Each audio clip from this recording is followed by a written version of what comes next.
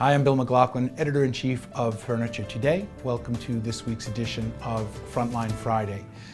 For us, it's a very, very busy season. We are in conference season. Our next conference is coming up in September. That's just a few short weeks away. One of our speakers at the next conference, Steve Dennis, is a transformational retail expert. And I think he makes a very interesting, in one of his blogs, and he'll probably address this in his talk, he makes a very interesting difference. He talks about not being able to out-Amazon Amazon.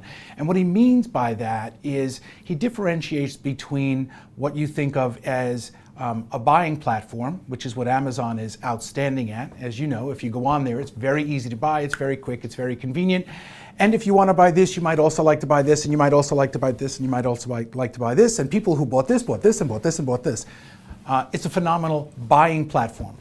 However, he makes a distinction between a buying platform and a shopping platform. And brick and mortar is ultimately a shopping platform. It is a place that is about the shopping experience. And I talked about this a little bit last week. So I think that's something that you are going to want to listen to.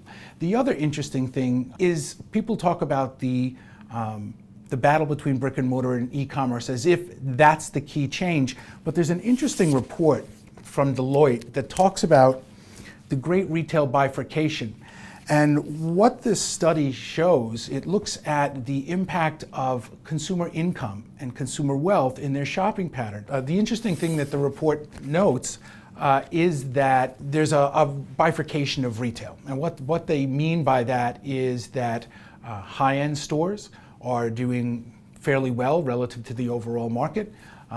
Low-end stores are doing well and growing, adding stores. So you're seeing an addition of stores at the high end and at the low end, but it is that mid-segment where you're starting to see stores drop out of the mix. And the other interesting finding from this report, we talk a lot about millennials, is that it is not as generation-based as it is income-based. So you find high-end millennials performing like their upper-income equivalents, lower-end millennials performing more like their generational predecessors who are at a similar income level, and middle-income millennials also more affected by income than by age. So it's a fairly interesting report. I'm going to be doing some writing on that in coming weeks. Stay tuned. Please keep an eye on my column.